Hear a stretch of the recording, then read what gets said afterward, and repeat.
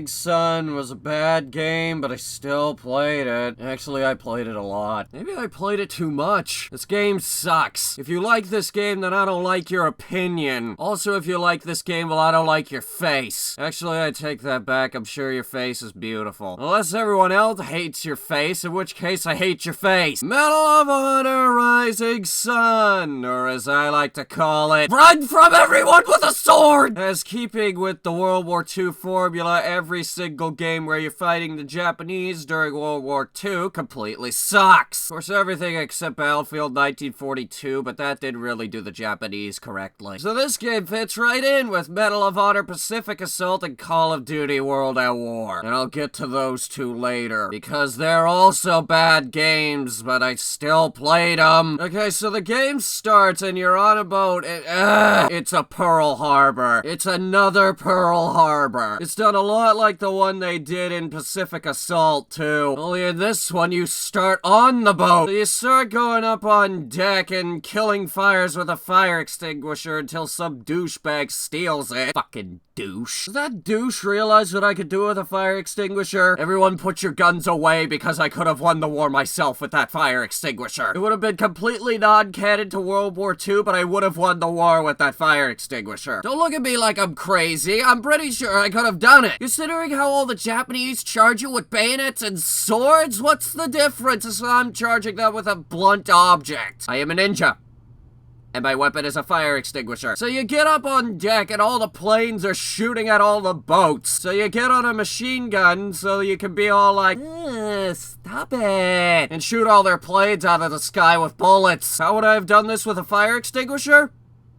Easy, just jump on the plane and beat the pilot to death with a fire extinguisher. And then you fly 200 feet up in the air and land in the water, which is never explained why. Then the next level starts and you're on a smaller boat, shooting down planes with another gun. But this one's bigger and has 2 barrels. There's actually no way you can lose this level unless you ramp up the difficulty to maximum, in which case you're gonna lose the level. Seriously, it's bullshit. It's still the second level, and it might be the highest difficulty, but it's the second level. Wouldn't be a problem if I had my fire extinguisher. So you kill some more planes and some battleships blow up, and it's all very sad and stuff. And then you go to level 3 where you're starting on a bridge, but apparently the enemy needs this bridge, so you gotta blow it up. I don't know if that's entirely necessary. I mean, your team seems to be holding it pretty good. This is also like the only level where you have expendable allies. And when I say expendable allies, I mean guys that don't die in a single hit. You only got like 2 of them, but they can both take 20 bullets, which is a total of 40 bullets, or 1 whack from my fire extinguisher, which I don't have. To put it in perspective, you can take probably 15 bullets without medkits before you die. This means that all of your allies, except for the guys who die in 1 hit, are all stronger than you, because characters who are essential to the story are invincible. Seriously, I abandoned one in front of a mounted machine gun, and they just took it for like 10 minutes. And before you ask, yes, I sat there and watched. But apparently this is the level where you meet up with your brother. You also meet up with Mr. Serious Man, who sounds disturbingly like R. Lee Ermey. Turns out it's the War Department girl from Saving Private Ryan. He does voices for a number of Medal of Honor games. Anyway, you get the Japanese away from the bridge, and then you go hijack this tank, which is literally just sitting there. Actually, you don't really hijack it, but I'm still wondering why the enemy didn't use it to try and take the bridge. Sure, it couldn't move, but it was close enough to the bridge to which the turret could have taken pot shots off at your guys who could take 40 hits. Seeing as how I don't have my fire extinguisher, it actually would have been pretty effective. No, you gotta charge me with bayonets. Yeah, that's smart. It's also really fucking annoying. I can't believe 98% of the anime that I watch came from this country that I'm fighting in this game. The other 2% would be Kappa, Mikey, and Avatar. I watch a lot of anime. You wanna know what ruins games where you're fighting the Japanese? It's the bayonets and swords. I'm sorry, but this has to be said. I know that's how it was in the actual wars, that you can't get rid of them, but that's what ruins every game where you're fighting the Japanese. Even with the fire extinguisher, this would be annoying. And I'm doing this whole game without a fire extinguisher. But anyway, the tank is broken, so you gotta go find the missing tread piece. There's a apparently your superior officer is too damn good to go and find the tread piece that's sitting literally less than 30 feet away from him in a shed. Yeah, that's an army drill sergeant for you. Alright, you maggot, I can see the tread piece over there in that there shed, but I'm too lazy to get off my high horse and go get it. So go get it yourself! What, is the muck in between the tank and the shed going to mess up your new boots there, Sergeant? So you get the tread piece and you fix the tank, and then after that you really don't have to do much. Honestly, the tank does most of the work for this section, so you really just have to, like, take cover behind the tank. Pray some douchebag with a bayonet doesn't decide to run around the tank and stab you to death. I hope you choke on all those bayonets! There's a sword swallowing, right? Is bayonet swallowing a thing? We just checked.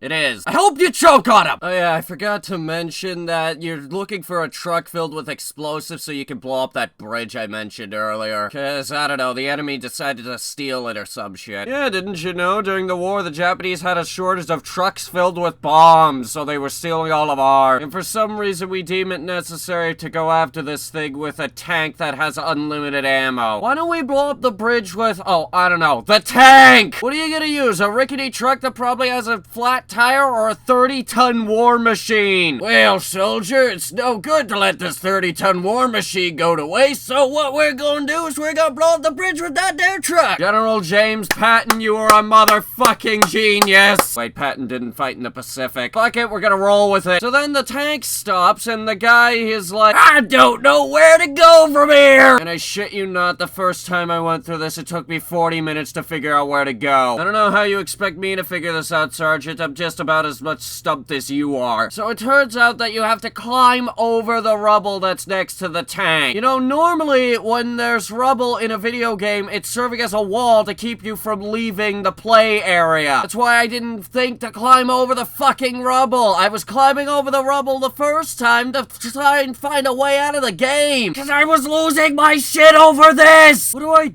do? Where do I go? At this point in the game, it was driving me nuts that all of your guns look way more cartoony than they did in Frontline. And I checked, this came out after Frontline. What's with the style change? So you find the fucking truck, and amazingly, it doesn't have a flat tire. So you finally find the stupid truck after you climb over the fucking rubble. And your sergeant gets in the driver's seat, and then he says, hey, you get in the back of this here truck and you shoot anything that moves! Okay, if I shoot my own guys, I'm gonna tell him you said that. And you partake in, like, my least favorite thing in the entire game. It's a turret section! A turret section! Anything but that! Why don't we, oh, I don't know, use the 30-ton war machine that we hijacked as an escort? Oh, cause like 20 seconds into the turret section, that gets swarmed by like 30 Japanese guys. And oh shit, your brother was in that tank! You know what that means, right? No one's gonna stop you when you go into his room to steal all the Playboy magazines! Score! So you get to the bridge and you blow it up with the truck. And your sergeant turns to you and he's like, man, it sucks to be your brother, but hey, you're getting all them porno magazines. Then you high-five him and then it plays the song, you're the best around! Nothing's ever gonna keep you down! Or at least that's what it would do if this game was awesome! Spoilers, it isn't! Then it's the next level and you're on a raft. Turns out we jumped ahead to Guadalcanal. Yeah, I remember that. It was this whole great big invasion thing. Why are we 4 guys in a raft? The sergeant explains to you, our goal here is to use our 4 guys to soften up the entire enemy! I just noticed I've been making him more southern. Yeah! We gonna be killing some jam! Seriously though, us 4 guys are gonna take on the entire garrison of Guadalcanal. Yeah, this sounds awesomely stupid. What's this level entail? It's a fucking turret section and you don't even have an automatic weapon. You have a fucking sniper rifle for a turret section! So what's with this game in the fucking turret sections? This is like the 3rd or 4th one! This turret section pisses me off so much. I want you to imagine this, okay? Imagine this. You are sitting in the middle of the open, everyone else has cover, and you are the lamest superhero ever, Bullet Attraction Man. Your superpower is that you attract all bullets within a 100-meter radius. So you can probably imagine how this turret section goes. One ticket off Mr. Bones' wild raft. By surprise, it does actually give you the opportunity to leave the raft at one point. By the way, if you do this in co-op, leaving the raft turns out is mandatory. Want a tip? Okay, Here's the tip. Don't leave the fucking raft. It is quite possibly the most bullshit section of the entire fucking level. You will die and you gotta do the first section of that goddamn turret section again. Why would you even want to go ashore in the first place? Hey, pardon me, Commander. I just want to go ashore and shoot a bunch of people in the woods by myself against hundreds of guys for a little bit. Well, hot damn! Bring me back one of their heads! Of course, if the Commander was the least bit rational, he would say something like, "Oh, you best get your head on straight and not go out into them damn woods! The bears..." The bear's gonna eat you! So you're nearing the end of this stupid turret section and one of your teammates gets eaten by an alligator. Cause you know, that happens to people. It wouldn't have happened if I had my fire extinguisher, because I could have beaten the alligator over the head with a fire extinguisher. Perk section would have been better too. I could have created a smoke screen with the fire extinguisher. You can read all about it in my new book, 1 million uses for a fire extinguisher. So you meet up with another squad of about 6 guys who waste absolutely no time in going straight to their death. Literally 30 seconds later, they are all dead. These are those guys who can only take one bullet. So that's just you, unnamed guy, and your sergeant. That unnamed guy doesn't last very long either. He doesn't die, it's just you come across this truck and he says that he wants to secure the vehicle. I know what you're doing. You're trying to get out of this game without me. Well, I'm on to your game, bonsai! Fuck, I don't have a bayonet. The one game where that would be considered a logical thing to have. I should also point out that throughout this entire mission, you are only armed with a Springfield sniper rifle and a fucking pistol. Great. You have absolutely zero means with which to repel bayonets. The game developer said, "Let's give the player inadequate means to defend themselves on this island full of people who would like nothing more than to rip their throats out with all their bayonets." By the way, the bayonet charging is still a major issue in this level. I'd let my invincible ally do all the fighting, but he's only armed with a shotgun and he's trying to use that, like, at long range 90% of the time. Your allies suck. They are invincible and they still suck. So you do a bunch of bullshit on the island, like kill a bunch of people and blow up all their ammo, and then there's some, like, onslaught of them trying to charge you with your mounted machine gun. You can probably figure out how that went. Let's also charge him with our bayonets against his mounted machine gun, which has unlimited ammunition! This is a good idea in what universe exactly? By the way, sorry if that was racist. I failed to point out that this whole level is built like a fucking maze, so once again, it took me 40 minutes to figure out where to go. It's also the middle of the fucking night. And I want you to imagine that every enemy in this level will charge you with their bayonets and or sword, and you only have your rifle. Someone play tested this and said it wouldn't be too bullshit. I bet they gave that play tester a fire extinguisher. The next level is a little bit better, and I say a little bit because it's a little bit better. It takes place during the day, and the level's on a pretty straightforward path, but that's about the only thing this level is going for. Your superior officer explains to you, "Them Japs are bombing us all night with them artillery, we got them!" Which I think's translate to blow up the enemy's fucking artillery base or we're all gonna die. Then they give you a rifle and say, "Go have some fun blowing up an artillery base." And you got like 2 grenades for this fucking level. And I should have pointed out that grenades are probably one of the most useful things in this game because all of your enemies run to them like they're Fabergé eggs that they really want to sell on eBay. Too bad for them, the Fabergé egg exploded and eBay didn't exist back then. At least not as far as I know. So you and your squad go around and you kill a bunch of people, and then you run into this Scottish guy and his 2 friends, who I have carefully nicknamed the Scottish guy and his 2 friends. They help you save the American guy and his 2 dead friends, because they were captured by the Japanese, and the Japanese had already killed 2 of them. Turns out him and his team were sent out to destroy the same artillery base.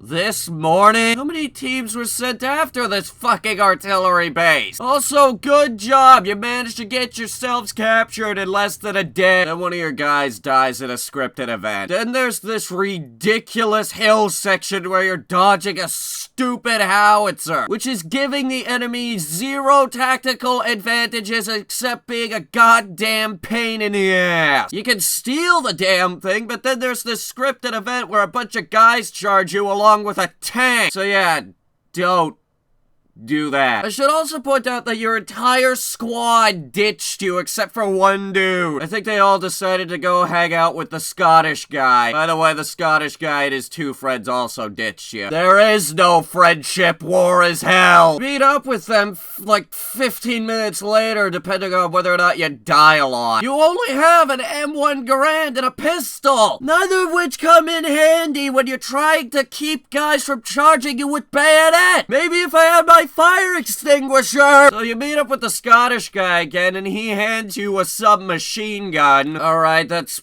better, I guess. Wanted a fire extinguisher. So you and that one guy, you go in and you blow up all the artillery cannon. Then he blows himself up on a bridge so that the Japanese can't follow you to the end of the level. And you meet this guy who wears glasses who looks an awful lot like the guy from Indiana Jones Raiders of the Lost Ark. You know that glasses guy, the dude whose face melted? What was his name? I don't know, but he was German. Turns out he has you join the Office of Strategic Services. They're like little asshole makeshift spies that make the enemy's life a living hell. And of all the OSS operatives out there, you are the one who has the most obnoxious time completing your job. The next level is probably my least favorite of all the levels. I hate all of them. Your orders are to infiltrate an Axis summit in Singapore. You are armed with... Are you sitting down? Please tell me you're sitting down. 2 different pistol! Just getting off the fucking dock is hard enough. One pistol's actually pretty good. It's a silence pistol, but I can only shoot 1 bullet at a time. When I say that, I mean you shoot 1 bullet and you have to reload. This is probably the level where you should enter the cheat code for all weapons, which unfortunately doesn't give you the fire extinguisher. If you somehow manage to get off the dock, you meet up with one of the 2 people who I remember their names. This guy's name is Tanaka. While riding a rickshaw together, he explains that the Axis summit is going to be in the best hotel in the city, because apparently the Nazis all need their lobster with extra quiche. Those 2 even go together? I don't know, I'm not a food person. I spent 6 hours playing Medal of Honor Rising Sun. Do you really think I have time to cook? Then your rickshaw gets hit by a staff car! Seriously, this old German staff car just comes out of nowhere and slams into your rickshaw. What the douche? And you're on foot with your friend Tanaka, who is also armed with a fucking pistol. These pistols are really fucking annoying. He manages to tell off like 5 guys by convincing them you're a German officer who's supposed to be at this meeting. But less than 2 minutes later, you're shooting people again. And Tanaka abandons you to fight by yourself. You have no friends. This is freaking war. So you're going through the city, you're shooting more people, and you can't find ammo for your fucking pistol. It's fucking stupid. And you meet up with your Australian friend, Major Bromley. He's not really a friend, he's just the only guy who survives to the end of the campaign. He's in the rest of the levels. Well, he's in the rest of the levels more or less. Actually, he might be British. I just checked the wiki, he's British. Now that I think about it, there are very few moments in this game where he's actually shooting people. He gives you these ninja star things that you throw underneath the tires of some stock car that ran you over earlier. It's like, yeah, you're gonna take down my rickshaw? Well, I'm going to slash your freaking tire! And I'm gonna steal your clothes. No, seriously, you steal his clothes. You need a disguise to infiltrate the meeting. Actually, you put it on right now. Everyone outside the hotel recognizes you and tries to shoot you, but everyone in the hotel, on the other hand, oh, well, that's a different story. They don't question all the blood stains on your shirt. Oh, by the way, Bromley ditches you. You meet up with Tanaka, who drives you to the hotel, who says, and I quote, quote, you have a great uniform on. I guess everyone's gonna overlook the fact that you got shot a lot between getting the uniform and getting to Tanaka. So then you infiltrate their secret meeting as you're disguised as a Nazi. Okay, here's what I want to know. Why would the Germans give half a shit as to what the Japanese are up to? As far as I know, they did not collaborate their efforts during the war. It just sort of here's so the game's antagonist can brag about all of his gold that he's getting. And on that note,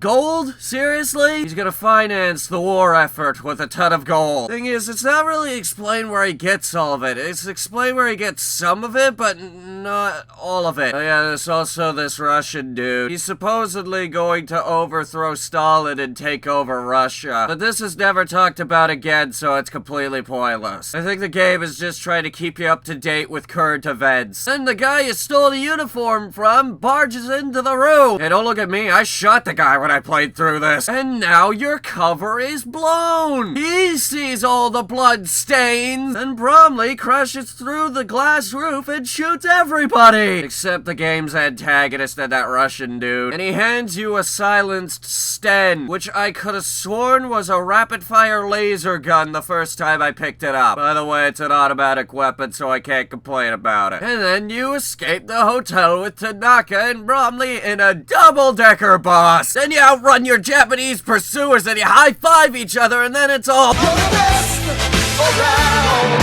nothing's gonna ever keep you down. Oh wait, this game isn't awesome. Sucks, because I really want that to be the end of a level. Speaking of levels, there's 3 more. Now that I think about it, they haven't done a turret section in a while. The next level starts you off with quite possibly the best weapon arsenal you could ask for. You got the Sten Mark II, so you have your automatic weapon. You got a shotgun, so you got your ridiculously close range weapon. And you got the Springfield for guys that you just don't want to deal with. Later in this level, you get a bazooka, so you can just overkill everyone. By the way, this is the only level with the bazooka, and I'm very upset about that. Medal of Honor at least had anti-tank weapons in more than one level. So you got a pilot who's looking to go through the jungle, and then he gets shot down. This is probably the only level where your allies don't suck really bad. They can take 20 bullets, but they're going to die. So they determined that that really big temple is their headquarters for the time being. So naturally, we're gonna blow it up. We're like a little family with guns. And I should have the fire extinguisher. So you get to the crash site and your squad is dead by now. And you meet up with Tanaka, who assumes that they took the pilot into the temple for interrogation purposes. Where's Harvey Dent?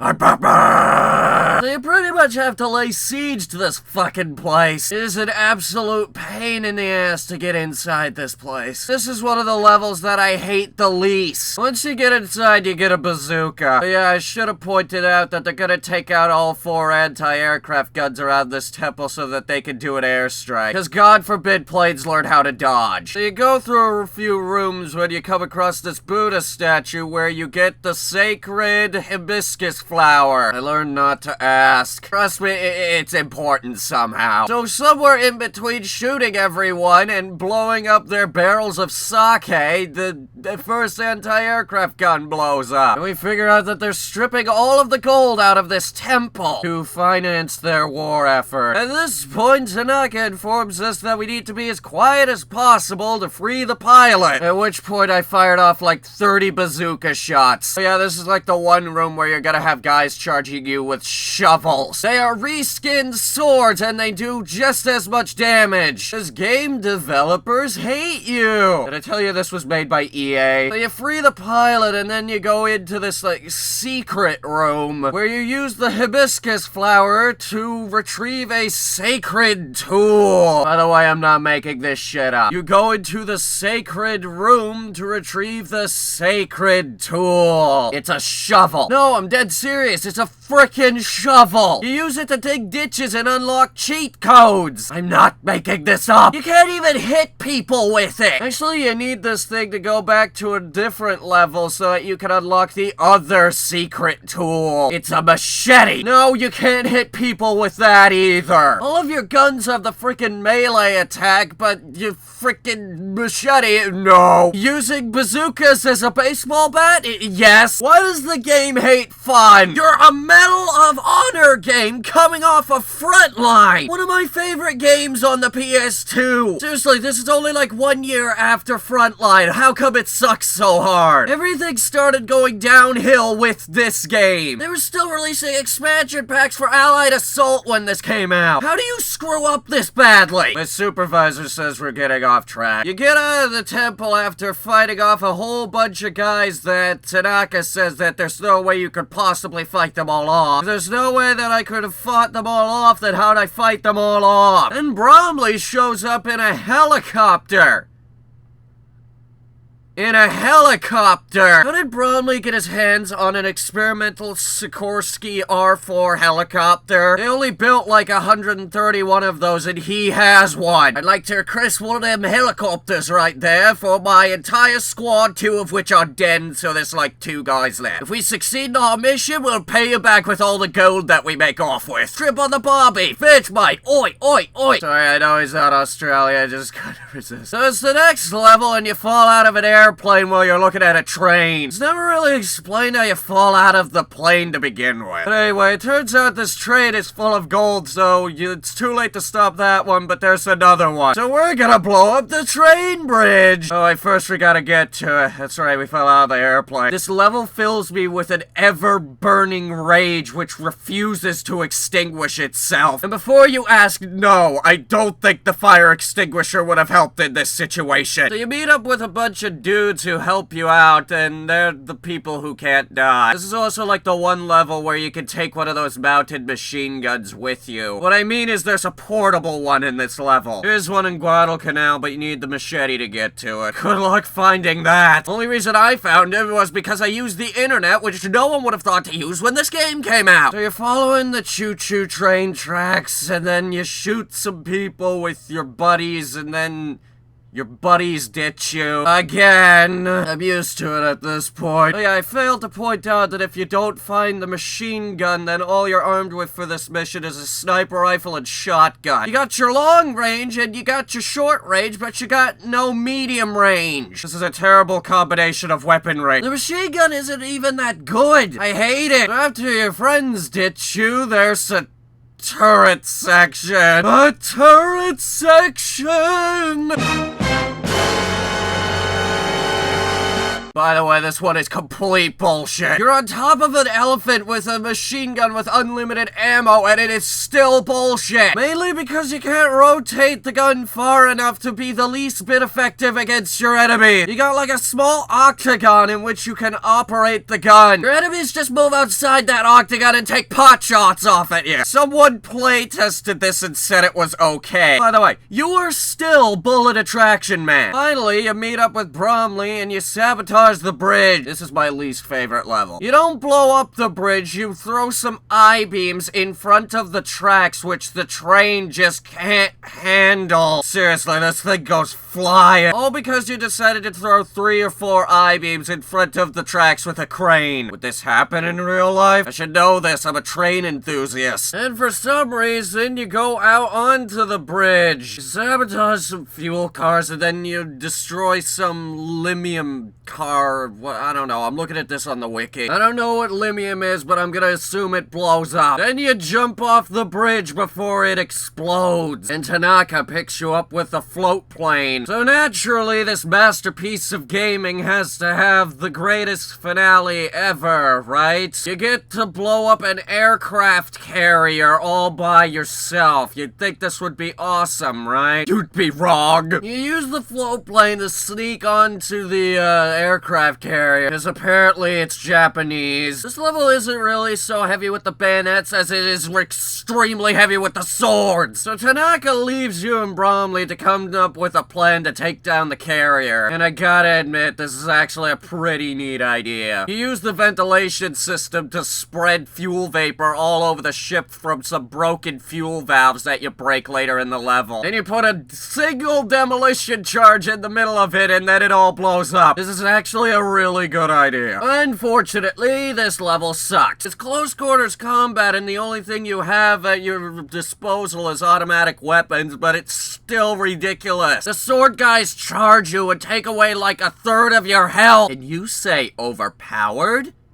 good. There's one thing that pissed me off so much in this level. They had the balls to reference the chef from Frontline. You know, the dude who throws knives at you? Funniest thing in the world. Well, this level has a chef that throws knives at you. Isn't that like one of the rules that you don't reference a game that's better than yours? I know they were both made by EA, but this game still sucks. And this chef is a good 5% as to why it sucks. 50% of it is the guy who took away my fire extinguisher. Oh, by the way, I broke a controller on this level. No, seriously, I threw a controller! This was back when I had more than one controller. I had 3. By the way, Bromley ditches you at, like, right at the beginning of the level, and he doesn't come back until you plant the explosives. At which point he becomes absolutely vital in taking out 2 guys. Seriously, it may be 2 guys, but for whatever reason, they will fuck you up. Their placement in this game was absolutely genius in being the worst possible location to have an enemy. And you break into the gold storage right as the game's antagonist, who I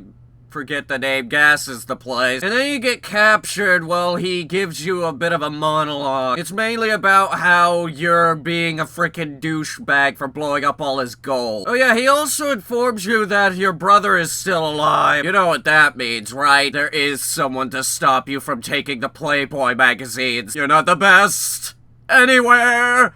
Everything's gonna keep you down. See, that's the song that this game should play because this game isn't awesome. So you escape, the antagonist runs away, Tanaka dies, and then Bromley ditches you. Unfortunately, it seems that Tanaka had Darth Maul syndrome, in that he was awesome, but then he died pathetically. Then there's this final section where you're making your way up to the bridge. This is where I broke the controller, by the way. This final stretch is one of the most bullshit things I've ever had to deal with in a video game. You got 2 automatic weapons and it's still bullshit. Guys with swords and bayonets at the same time. I don't see why we can't just call it a bunch of planes to sink this thing. The Japanese Navy sucked during World War II. The super battleship Yamato was sunk by a bunch of planes. So anyway, you get into the main hangar, where the game's antagonist escapes with your brother, after he mocks you a little bit, as if you didn't get enough from the jerkwad who took your fire extinguisher. By the way, if I had that fire extinguisher, he wouldn't be escaping right now. He escapes on a plane, you don't even see him leave. After this, you proceed to kill what I think is everyone on board. Call it a fit of rage or what have you, but I just call it desperately trying to get through the last of this game. And you kill everyone on the bridge and escape in an airplane. Unfortunately, this last bit of the game is a turret section, going out with what they think is the best thing ever. But in actuality, it's the worst thing ever. So Bromley figures out that you don't have enough runway space to get off of the carrier that...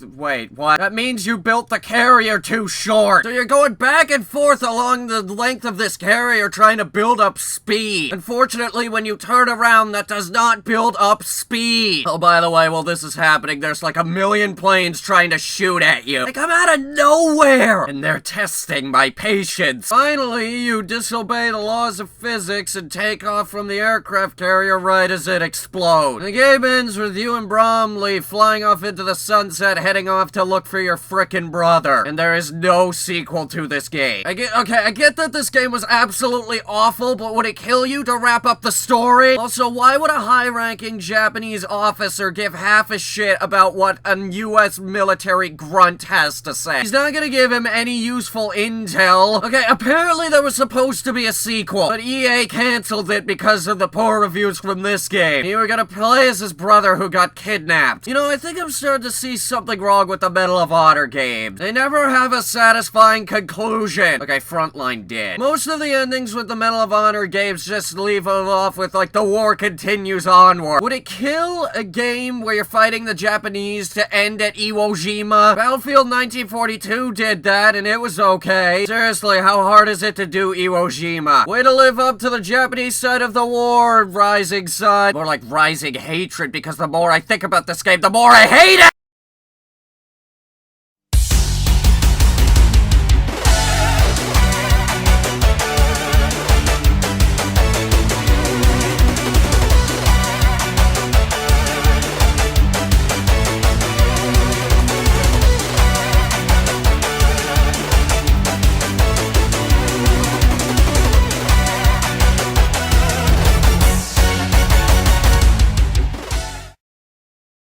which is giving the